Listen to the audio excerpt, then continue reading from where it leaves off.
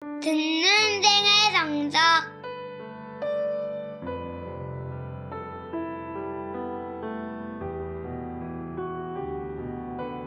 평화를 빕니다.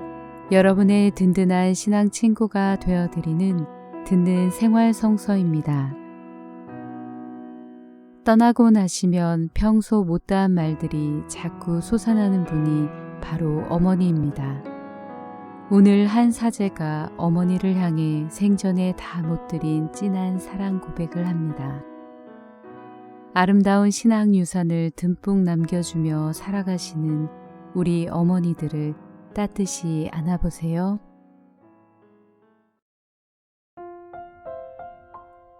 엄마는 내 애인이요. 에? 어머니는 2003년 3월 1일 폐암으로 돌아가셨습니다. 그동안 아픈 적이 없고 아파서도 안 되는 어머니가 폐암 3기라니 도무지 믿기지 않았습니다. 그해 1월의 일이었습니다. 며칠 후 저보다 2년 전에 어머니를 잃은 동료 신부에게 이 사실을 알리면서 비로소 현실로 다가왔습니다. 그러면서 동시에 회환이 밀려왔습니다. 어머니는 오랫동안 저에게 2% 부족이었습니다. 글씨를 좀 더 예쁘게 쓰시면 좋을걸. 얼굴이 좀 더 세련되시지. 친구 엄마들처럼 양장을 좀 즐겨 입었으면.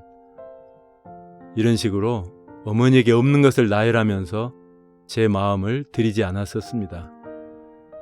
스페인에서 공부할 때 어머니가 장문의 편지를 보내셨습니다. 6쪽인가 7쪽짜리 긴 편지를 저는 금방 읽어내렸고 얼마 뒤에 그 편지를 아무렇지 않게 버렸습니다. 전화를 하시지 뭘 이런 걸 힘들게 편지로 쓰시나 하면서 어머니가 그 편지를 쓰시는데 적어도 4일이나 5일이 걸렸다는 것을 나중에야 깨달았습니다. 어머니가 말기 폐암 환자가 되어서야 비로소 그것이 사랑인 줄을 알게 되었습니다. 2%가 부족하다면 100점 만점에 98점인데 98점짜리 어머니를 받아들이지 않고 마음에 거리를 두고 살았다니 나는 얼마나 모진 놈인지요. 청개구리 설화가 바로 내 이야기라는 깨달음과 함께 하염없이 통회의 눈물이 쏟아졌습니다. 그리고 어머니에 대한 그림이 180도 바뀌었습니다. 더불어서 저 자신에 대해서도요. 전에는 나에게 부족한 것, 없는 것들에 대해서 부모님을 탓하는 마음이 있었습니다. 그리고 나의 좋은 것들에 대해서는 그냥 내 것이라고 생각했습니다. 그러나 나에게 있는 좋은 것들 중에서 어느 것 하나 어머니 아버지를 통해서 받지 않은 것이 없습니다. 남을 먼저 염려하는 배려심, 경청하는 태도, 이해심, 사회성 등등요. 그리고 남들이 갖지 못한 것도 갖고 있습니다. 저는 언변이나 판단력이 뛰어나거나 분위기를 주도하는 그런 사람이 아닙니다. 리더십이 탁월한 것도 아닙니다. 그래도 주변 사람들의 좋은 점을 인정할 줄 알고 격려할 줄 압니다. 더불어 사는 지혜도 있습니다. 나에게는 눈에 띄지 않는 좋은 것들이 참 많습니다. 어느 시인이 자세히 보아야 예쁘다, 오래 보아야 아름답다고 했는데 저도 그렇습니다.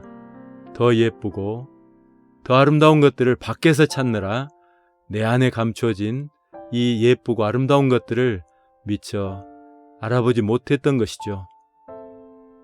어머니는 내 속에서 이미 내가 되어 있었습니다. 감사하고 또 감사드렸습니다. 돌아가시기 전에 이것을 깨달은 것은 큰 은총이었습니다. 아름다운 이별을 위한 하느님의 선물이 아니었을까 생각해 봅니다. 어머니는 중풍까지 겹쳐서 한 달 동안 서울의 누나집에 계시다가 순천 가롤로 병원 호스피스 병동에 입원하실 수밖에 없었습니다. 마침 겨울방학이어서 온종일 어머니와 함께 시간을 보낼 수 있었습니다.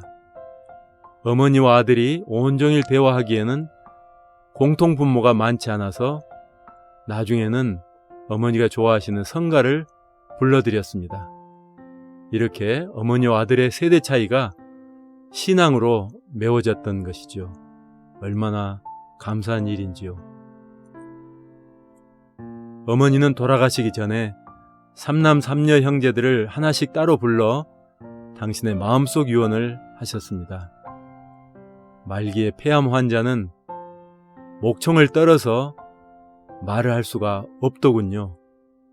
그래서 어머니는 귓속말로 미안해, 고마워 저에게 말씀하셨습니다.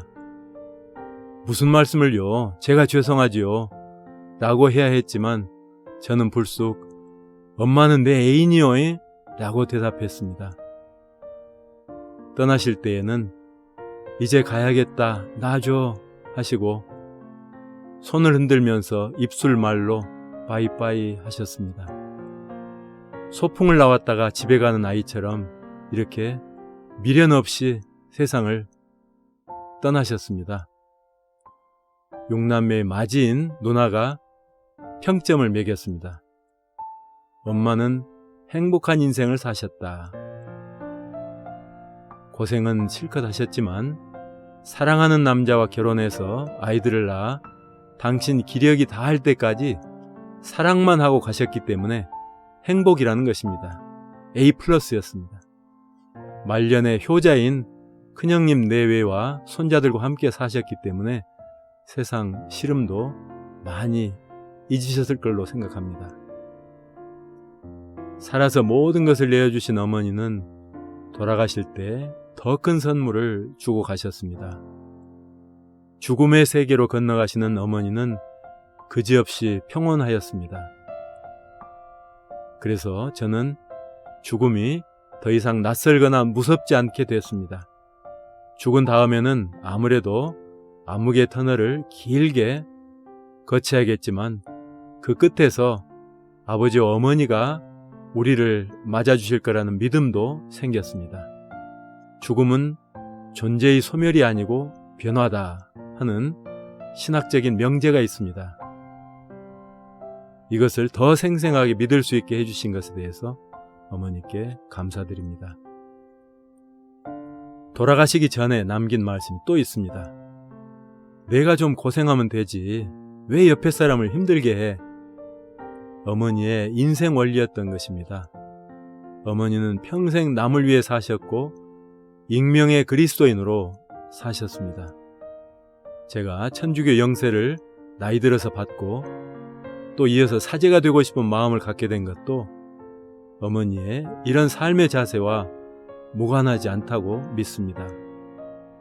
두 분 부모님을 통해서 저의 마음밭이 준비되어서 거기에 복음의 씨앗이 떨어지자 잘 자랄 수 있었겠구나 하고 생각하는 거지요. 저에게 당신 생명을 나누어 주시고 신앙의 세계로 인도해 주신 부모님께 무엇보다 어머니께 감사드립니다. 엄마는 내 애인이요.